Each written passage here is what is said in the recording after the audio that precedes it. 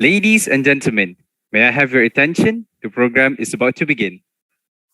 Honorable Mr. Izwan Izaidi Azmi, the Principal of Teratai College, our respectable guest, Ms. Natalia ALSHUK, the Vice Chancellor of Volgograd State Medical University, Russia. Ladies and gentlemen, good evening I bid to the viewers who are watching the live stream. My name is IMRAN ISHAK, acting as the director and will also be serving as your moderator for today's program. First of all, I would like to welcome all of you to this event called An Evening with Natalia, held by Teratai College Representative Committee, UiTM Shah Alam. In this occasion, we shall have an outstanding discussion with our distinguished guest, Ms. Natalia ALSHUK, the Vice Chancellor of International Students Program and International Relations from Volgograd State Medical University, Russia, to listen to her great insights on the COVID-19 pandemic that I believe could expand our knowledge and awareness. So before we begin, Ms. Natalia, would you introduce a bit about yourself? Because I'm pretty sure that our viewers are very curious about your background, besides being the Vice Chancellor from the Volgograd University. Now, please welcome Ms. Natalia. Thank you. Imran, do you hear me? Yes, Ms. Natalia. Perfect. So, good evening, ladies and gentlemen. Good evening, dear students, dear colleagues. I'm really happy to join you tonight. Here in Volgograd, we have 4 p.m. only, so I'm still at work, still at the university. And as I told before, we have a very snowy weather today, and it looks like a New Year's Eve. So, and I believe just, an imagination of that nice picture will encourage you for a very nice weekend, which is expecting you. So talking about our university, I would like to say that we are quite young. We are just 85 years old. And we do educate an international students 60 years, since 60 years, so since 1962, last century. And from this point of view, we are practically one of the oldest in Russian Federation. So this is what we're going to celebrate this year, the 60th anniversary of our international education and our international alumni. So we have around 4,000 alumni worldwide, and they are very proud about that. And they are proud. So we teach them here to be Russian doctors, and then probably I will tell you about that during my interview, during our conversation with the respected Imran. So, and I'm working here as a Deputy Chancellor or Vice Chancellor for International Relations and International Students Program, and my education and experience is giving me a nice opportunity like that. So I am in the international area since 1995, since I was graduated, so I'm quite old, and I was working in different areas of international, since the city municipality, then regional government, then private sector, so private business, and right now I'm working for international area of the most respected university of Volgograd region and of south of Russia, which is Volgograd State Medical University. So welcome all for the conversation. All right, thank you, Ms. Natalia. It is very amazing to hear that you have worked in different sectors before. You are working as the Vice Chancellor for Volgograd State Medical University. That is very amazing to hear. It is wonderful to hear and learn about you and your responsibility in Volgograd State Medical University. So, ladies and gentlemen, now we are done with the introduction. So let's start with our evening talk with Ms. Natalia, and let us head straight into the first question for today, which is, how does COVID-19 impacted the students, teaching staff, and the university as a whole? Please welcome Ms. Natalia. Yeah, so Since March 2020, the whole world, which is united by the common idea of globalization, is facing a new global challenge, the COVID-19 pandemic. And within 3 months, we have completely reorganized to an online model. Like, I believe all the other institutions and universities worldwide. And, we are Volgograd Russian Medical University, which shares Russian cultural and national values. So what does it mean? It means that our professors and students, we do support and always support and share the national government's call for help. And as we used to say in Russia, we work 24 hours a day, 7 days a week, with no day off, with no holidays. And all our staff and all our students, senior students for sure, have worked in hospitals and call centers as volunteers. So we have a Russian volunteer center, medical movement, let me say, which is having its branch almost here in our university. And what does it mean? So our students, Volgograd medical students, they have been helping and do continue to help the residents of the city itself, which is a bit more than 1 million inhabitants, and for the residents of the region, which around 3 million. So by delivering food, medicine, and for sure the psychological support for them. So, we're all united and looking for inspiration in each other. That's clear. For us, COVID-19 pandemic has been a challenge that have managed to cope with and continue to work and learn from every day and every minute. So,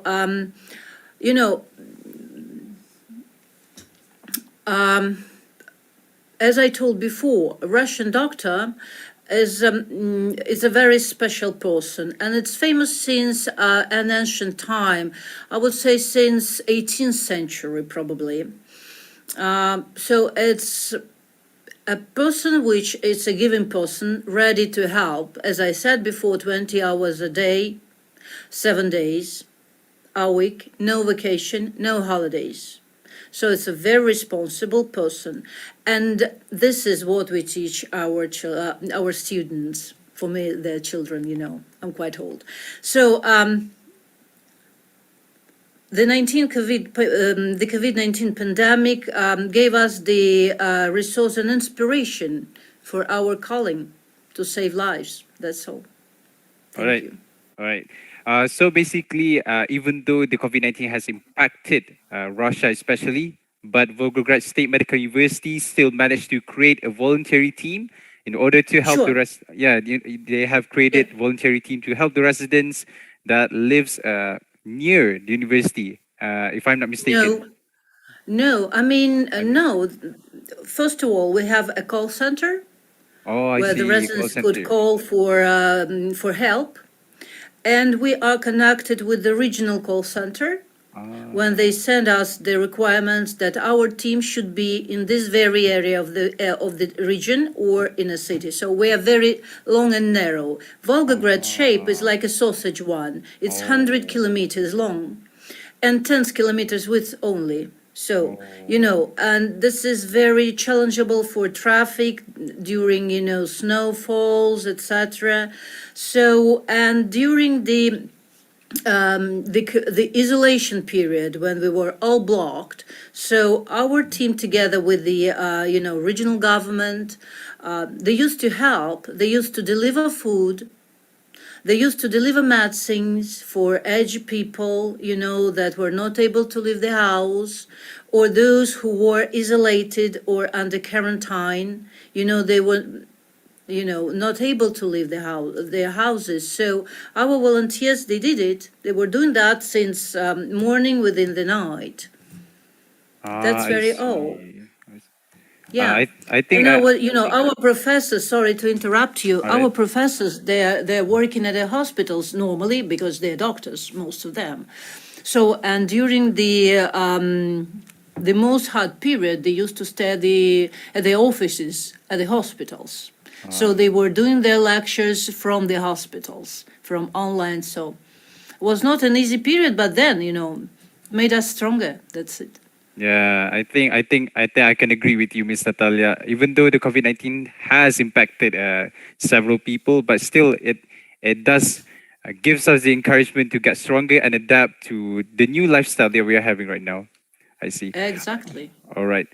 All right, Miss Natalia. After listening to your answer on how COVID-19 has impacted the university at all levels, we would like to listen on your explanation on how did Volgograd University reacted to the early news of COVID-19 and what measures did the university has taken?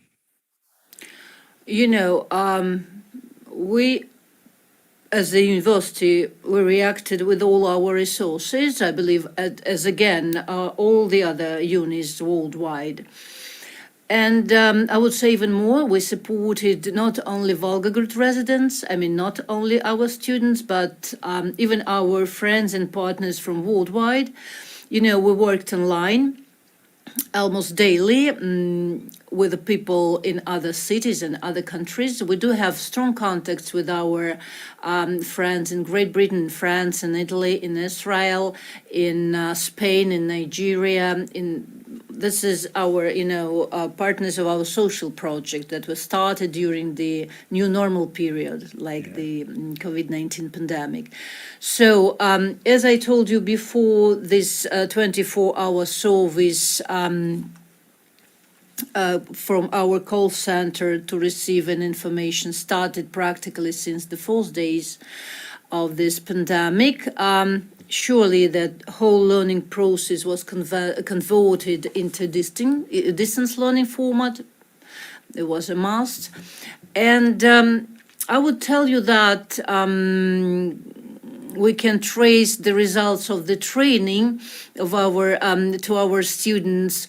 All our international students who have graduated from our medical university during this very period, this summer and the summer before, they have successfully passed the national examination, the national medical exam, and they become doctors in their home countries.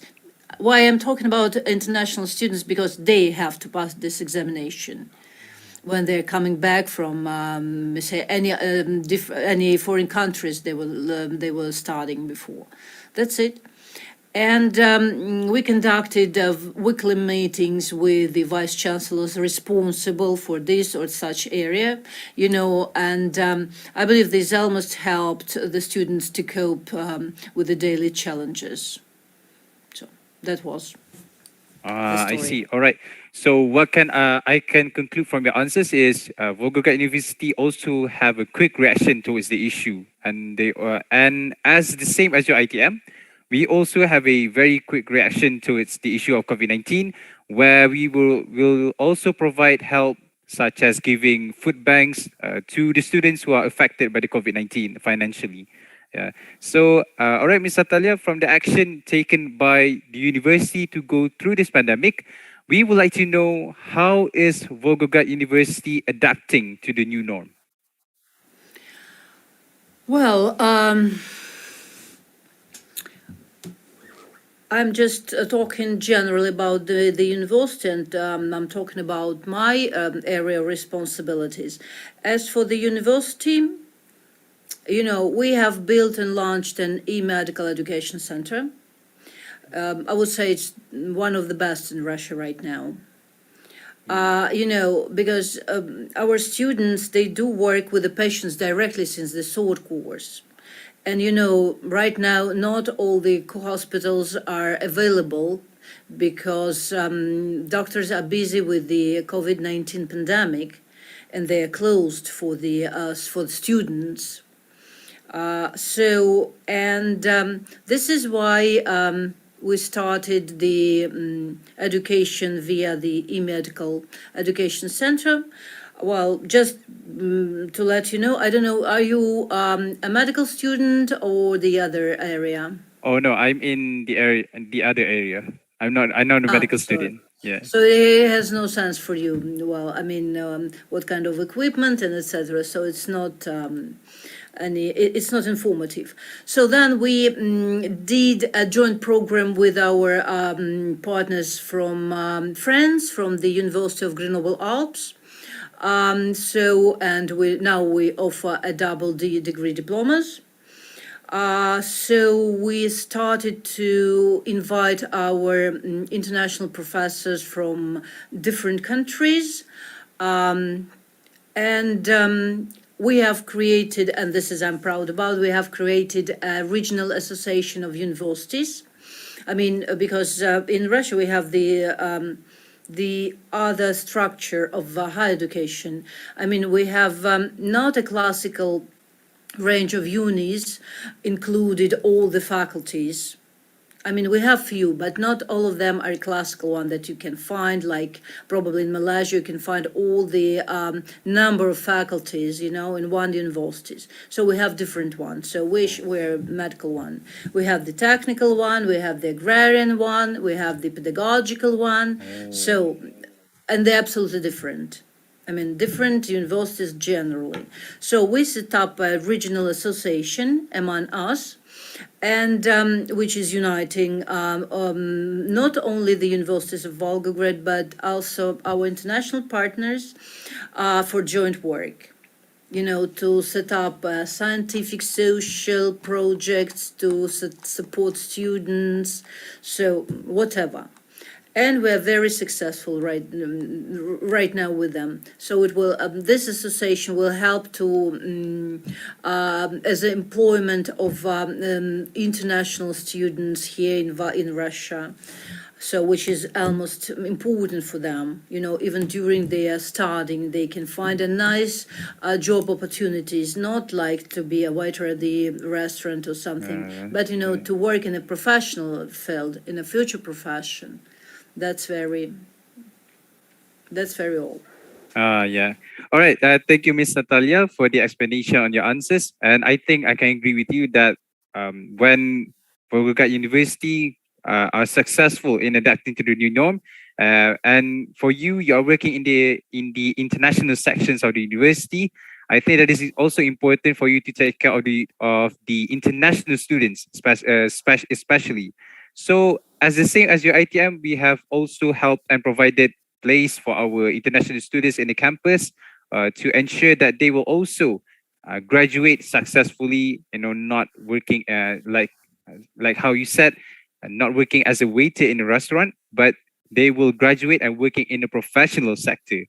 All right. So I think that is fantastic, Miss Natalia. And since the pandemic started, I believe that there are a large group of students that struggle academically and financially due to the new norm of learning and how it affected the economy. So, can you tell us a bit how Volgograd University ensured the students that struggle academically and financially can adapt to the online learning? I would like to say that, of course, teaching medicine online is utopia. It's impossible. However, in 2020, there was simply no other alternative. So it was the only way out. So the senior students, as I said before, went to the hospitals to help. And some of the others, they started to help with the call centers. So, and for sure it didn't take all the study time, but at least they understand and practice what is the profession of doctor about, which is important. International students went home, but not all of them. Around 700 remained in Volgograd. And, it was not easy for them to stay far away from home, far away from friends. Basically, all the facilities were closed, like swimming pools, like restaurants, like I believe like in Malaysia, like worldwide. And, for that, a summer school was organized, and in 2020, where professors helped them to cope with the difficulties of studying, and social initiatives were also held. So for that, students had also some fun. And they made some presentation about their countries, about their cuisine, traditions, etc. So our colleagues from abroad, our international team of professors, they conducted classes in various profile disciplines, and prepared for national exams. As I told before, this is a must for international students to pass through the national exams when they're back home. So that's that was organized, and I'm happy for that because it was under my responsibility. So all that summers, winter schools, they were and they are still free of charge for international students. So as a part of technical support, co-working spaces with free internet access were created in the students' dormitories, where they can stay to prepare for their lessons or to attend courses. We were happy to arrange the winter school in February 2021 because it was already in a mixed way, in a mixed format, partly online and partly offline. And because, students were able to gain practical knowledge they have missed a lot. So, sorry. So it helps them a lot, and we expect a new winter school since a couple of weeks. All right. So it's like you can join it. Some of them will be free of charge. Some will be online again.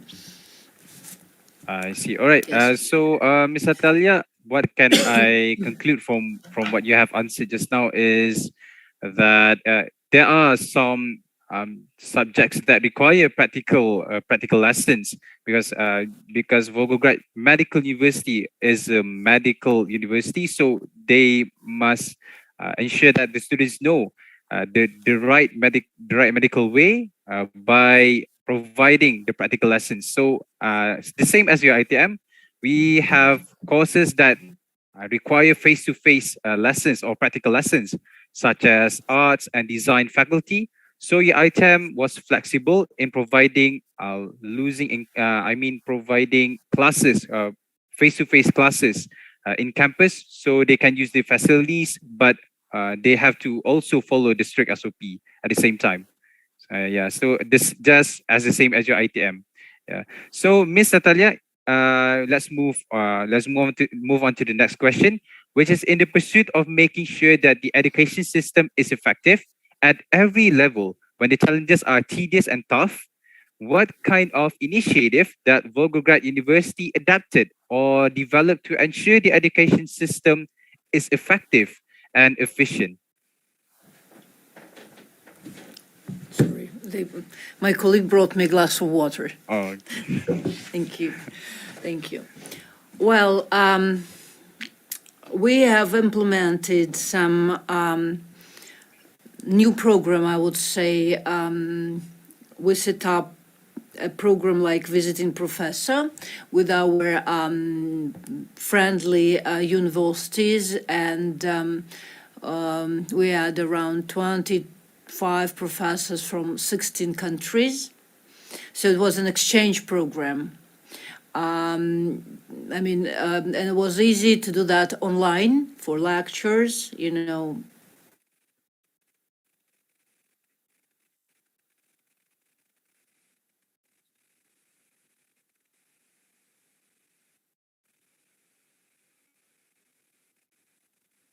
point of view, which is useful for students. And we set up 3 network educational programs in dentistry, surgery, and cardiology. We connected enriched our International Alumni Association. And we're happy that the president of this association is living in Volgograd. So he's originally from Syria, and he's our alumni with the end of 80s.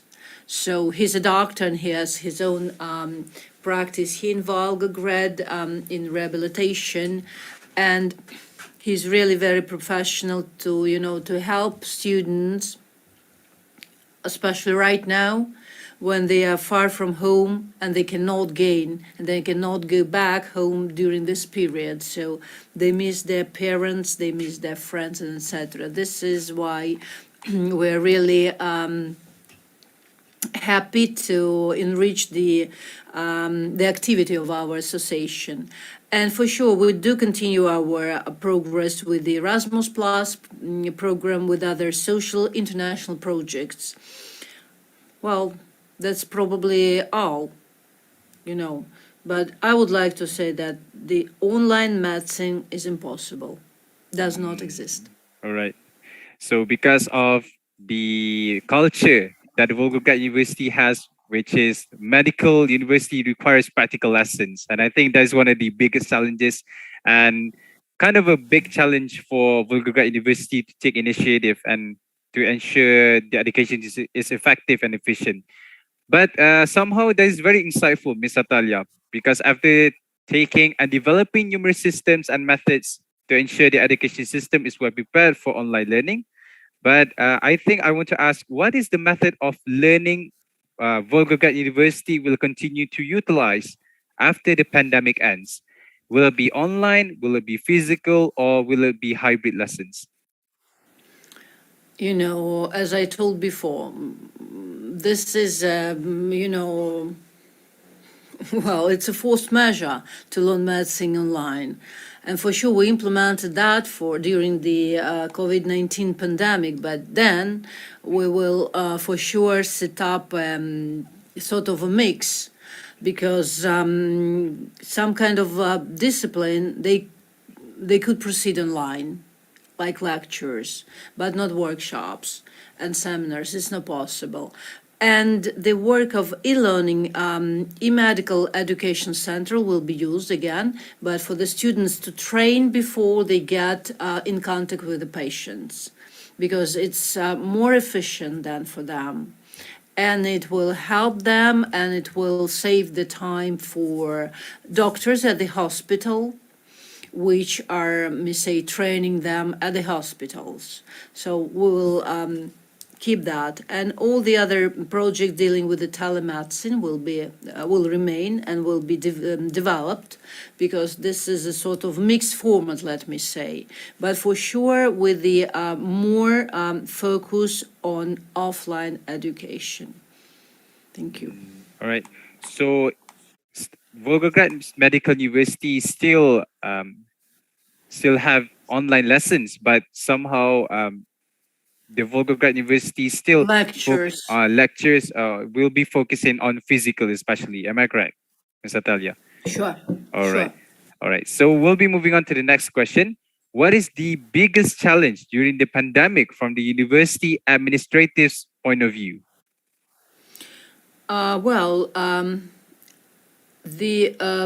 For us, like for the administrative staff, it was a challenge to switch or to change from online to offline format at home, because they were still out of Russia.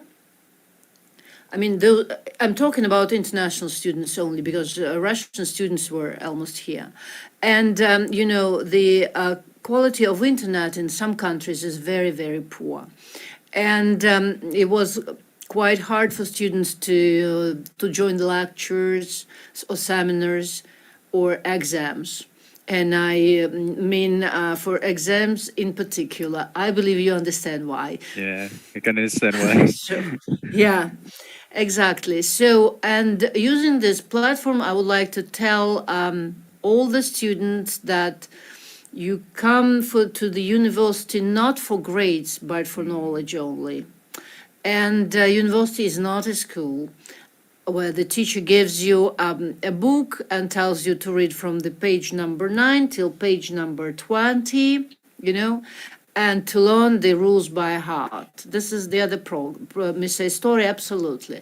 A professor is giving you a direction, and resources where you can find an information.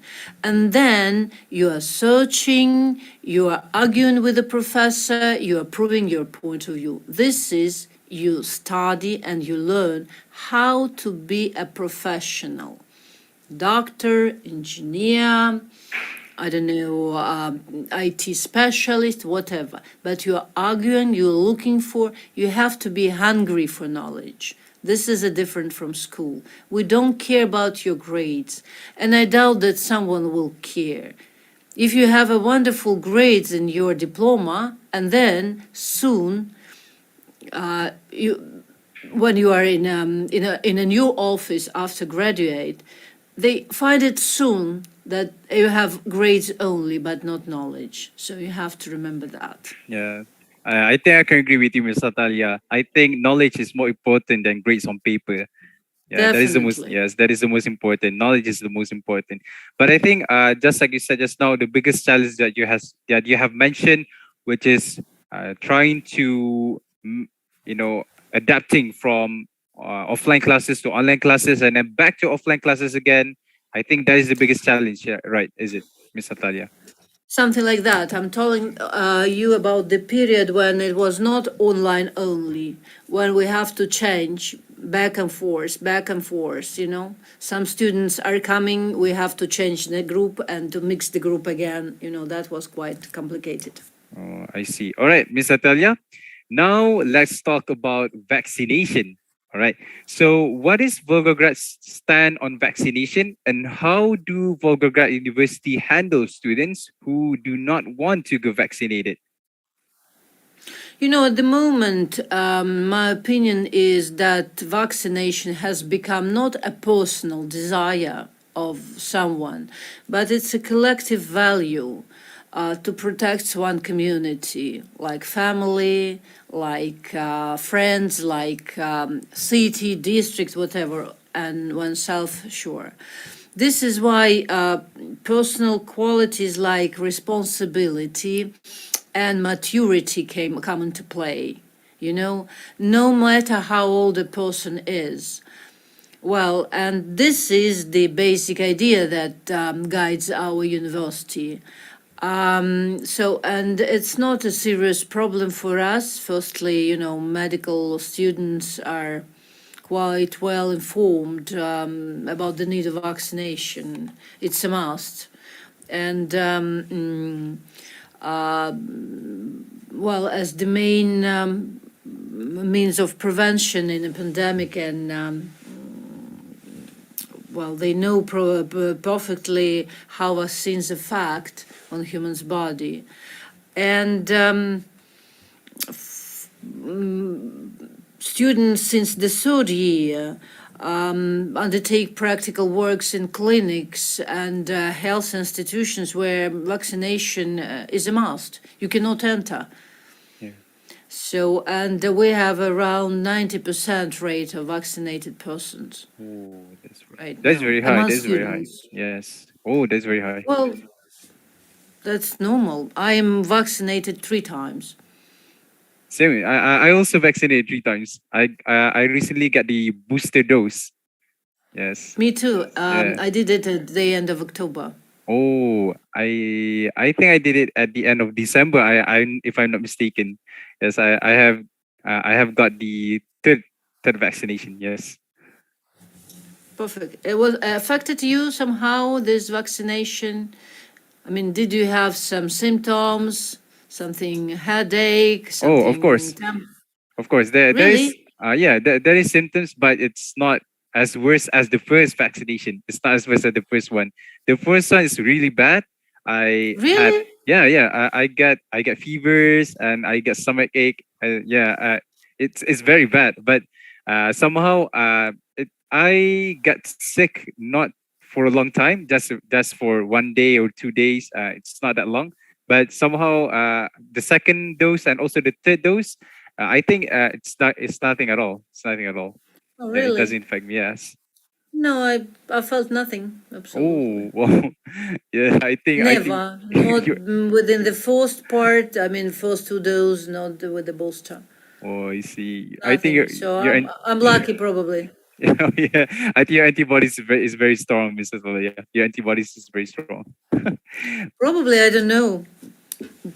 I checked that they were not, but actually I feel nothing absolutely. I I did that. I see. say normally I do that on Friday. Then you have a couple of days of days off, but nothing happened. No, zero. Ah, I see. But for your information, Miss Natalia, we, your ITM, also prepare vaccination centers in the campus itself to ease the vaccination process of the students. Yeah, so we have the vaccination center in the university. So instead We of the do. We students, do. oh, same Yeah, as Volgograd. Yeah, sure. so yeah, because it is very easy for the students not to get out of the university to get Sure. the vaccination Exactly. dose. Yes. Yes, they can do, even for the Yeah. professors, students, for everyone. We even Uh, assist the residents. So some of the residents who are living nearby the uni, they can pass and vaccinate themselves here. ah, that is very convenient. That is very convenient. All right, Miss Natalia. So let's move on to the next question. All right, what are the future plans that has been decided for Volgograd University if there is no sign at all for this pandemic to come to an end? Well, as we're a medical university, we plan to build the big new clinic in downtown. We have received all the resources for that, and I hope within a couple of years we will do that. So it will be absolutely new and big. And we have the other two branches in other different districts of this city to be constructed. So they're under construction right now. One is dentistry, and the other one is the other specialization. So you're far away from medicine, so it's not important. Well, the other direction of our development is about the digital environment. And so what else? We do plan to open, but it should be open, I believe, within the end of this academic year, the project office and the process factory. Focused on the lean technologies and what else? The digital platform for to study. Then the e-learning online library to be finished and completed. That's very all, I believe. I So see. All for right. the nearest future, Uh, we're talking about the plan for the 2022, oh, all aren't right. we? All right. I think that is a very exciting future plans for Volgograd University. Like you have mentioned earlier, that Volgograd has created a clinic. If I'm not mistaken, it's on the way to We do creating a have clinic. one. All right. Yes, we do have. I told you before, we are very long city, 100 Uh, kilometers, and very narrow, which is 10 kilometers width. And we have a big hospital in the south of the city, which is quite far from the ah, university. So we have decided to construct the other big clinic, clinic hospital in downtown, which is something like 10 minutes walking from the university. So we have received land and all the facilities that we need to construct. And I would say to reconstruct the building and to construct something new closely. So it will be a big challenge for us and very interesting. So we're very much motivated for that. So, and the other two small clinics will be finished. Because they are under construction right now. We started that a year ago. I see. All right. So I hope that the future plans that Volgograd University is about to is that has created by the Volgograd University will somehow become true, and I look forward for that future plans to somehow uh, create it successfully. All right. So, Miss Natalia, we are now near to the end of our discussion, but I have one final question. So, what is your view on how we can expand the relationship between our university, which is UiTM, with Volgograd University during and after this pandemic? Well, I believe everything depends on the persons. And in case you have a strong desire to enrich your cooperation, to go ahead, you will do that. So you have, as we used to say, you need a couple of persons to dance tango. Oh, Yes. yes. So, and I know that my colleagues, my Malaysian colleagues, are very, very, initiative, and they are ready to work and cooperate. And I thank them all that they're doing their best. So we set up a number of events together. So I believe you were involved into the colloquium of students. I mean, something like 3 weeks ago, we set up with your uni, and our students participated, and I'm happy for that. So, and in the middle of February, we set up an international students meeting with our colleagues from Great Britain, from France and Italy, and we will send for sure an invitation for your students to join us. It's not about medicine only, it's about the useful cities. It's about how students will find their place in a city with their future job, with their, let me say, activities, with their free time. How do they plan their lives in the cities? So this is basically an idea. So we're happy if you will join us for that. And well, at the moment we are working on a sport collaboration, because we have a general agreement between us, but we're working for a sport collaboration between the Faculty of Medical Law of your university and the Department of Philosophy, Bioethics and Law of our university, in scientists, and I believe we will go ahead with the academic and students' mobility, and I strongly hope and put my fingers crossed that this situation with the borders will be finished very soon, as well as the WHO said a couple days ago that the countries should start to think how to open or reopen the borders, because it's no more possible and it has no sense, and etc. So we're waiting an official information from the WHO, and I believe then the countries will decide themselves how to restart again such a communication, real communication. And I hope we will be very, very soon, I mean, again, together personally, not via online only. But for sure, the online format will be solved because it's useful for the very fast communication. All right, I see. So the event that you have mentioned earlier is the one that I decided for to join in the future. The one that you have mentioned. Yeah, I would like to join the event. If you somehow created the event, yeah, I will. I look forward for the event. All right. So I think that is wonderful, Miss Natalia. So basically, we from Teratai College and your ITM as a whole, especially, will also look forward to building more connections with Volgograd University through numerous activities and programs in the future.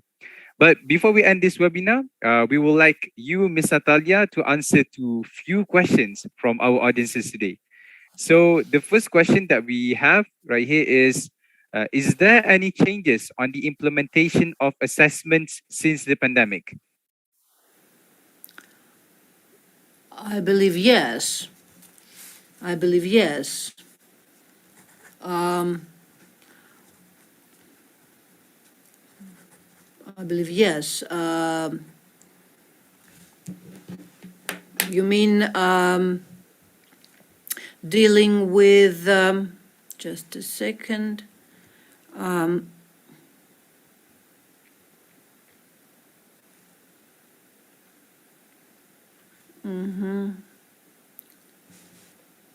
believe yes. like Is there any changes like how the assignments should be carried on? Like, do you have to finish the assignments online, or somehow you had to finish the it assignments? depends again, Uh-huh. like some exams are online Uh-huh. because it depends where the students are. Oh, I see. Yes, and then like what I have checked the table I have on my phone for the examination we have, because in Russia we have two times of sessions, one winter, one summer. And right now I have checked, so we have few groups which are passing through the exams online because they're far from Russia. Ah, I see. And to get, yes, and the other are here, so they will go in a normal way. And it was more hard at the end of the 1920 academic year when all the students were online only, and it was not yet very familiar for our professors with the online examination. I believe the same happened worldwide, and especially for doctors. So they cannot understand even now how they can check students online. You Yeah. cannot clarify if they know something or not. Tests are online, so you can slash something, you can press something, and then you understand if it's right or not. But then you have to show something because they give you some samples that you cannot receive online. That's the problem. But we find out something. I mean, the solution was found. So, and everything which is going ahead even now. I Yeah. see. All right. So for the second question, Ms. Natalia, so Yeah. has the students' participation in international program and relations improved or worsened during the pandemic? Has it improved or it became worse? You mean the amount of international students or their participation in the international programs? The participation in international programs. That one. I mean, let me answer both. So the amount have been increased, All right. but the participation, they started to participate a lot in our international programs. But again, the amount of programs are reduced. I Erasmus see. Plus online is not possible, generally speaking. So we started, as I told you before, around 3 programs at least. So one for dentistry, one for cardiology, and the third one is surgery. So those students, I'm talking about international and local students who are interested in those 3, they participated for sure. So they had a chance to communicate fastly with our international professors, so that were home, that were available online. And it was much more easier for them than before. Before you had to go with the group at this special period to participate in a program. Right now it's more easier, so you can get a professor online very fastly. So thanks, the new normal, I would say, yeah. All right. I see. So for the last question is, how did Volgograd University prepare and tackle mental health issues that students faced during the pandemic? We have because we are happy, we are medical university, so we have psychological department with the professors available. Not professors only, but senior students are available almost, and available for international students as well to support them. And we set up a sort of online meetings with the vice chancellors, where our professors, I mean psychologists, participated and were available to answer the questions. But since the new academic year, we will set up a program, special program for international students only, which will be free of charge for them, with the psychological aid. Because, and we hope that it will be personal and it will be not in a digital form. So a new psychological center is under construction. It will be finished within the summer this year, and it will start its its working hours since September 2022. So it will be available. Right now, it's online only due to the, as I told you, due to the new normal. We expect that since the new academic year, it will be possible for students to come and to communicate with the psychologist.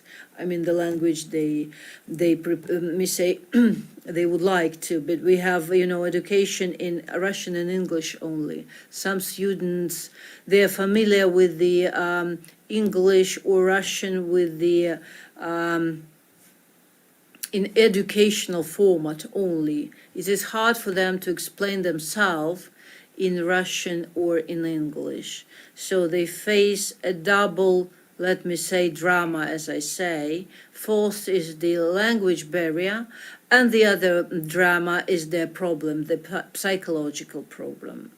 Well, but to solve that, we'll find a solution using some, I would say, games for them, which help to adopt. And, when you're far away from home, you're in the other country, you have to face many challenges, like a new culture, because, like India and Russia, there are not so many close things, I would say, in culture, in everyday life, in climate. So, it's one of the challenges for students, because we don't have so much summer, which is vitamin D, and it, influence a lot on the student's mental health. Not for students only, if you are even adult, if it depends. It depends on the vitamin D, your inner world, your mood. The amount of sun is, influence a lot on a person. So we have lack of, of sun, comparison with the South countries. That's one. We have the other kind of food, the other ingredients. We use a lot of meat. So, and which we use less of vegetables. So we have seasoned vegetables, like, like all the Europe, basically, apart the South Europe. So. Right, I see. I think there is a lot of solutions that were given regarding the mental health issues. And I think that is a very excellent step created by Volgograd University. All right, I think, thank you, Ms. Natalia, again, for diligently giving answers to our audience's questions just now. It has been a great webinar, and I am very happy to have you as our guest today. And finally, ladies and gentlemen, we have reached the end of the webinar. We would like to express our gratitude to Ms. Natalia, especially for her insights and thoughts, as well as to the audiences for attending today's webinar. So to our viewers, please stay for a while to scan the QR code in order to claim e-certificate for this webinar. And thank you for your time and thoughts. Until we cross path again, goodbye, everyone. And thank you again, Ms. Natalia. Thank you, Imran. Thank you, guys. Have a lovely weekend.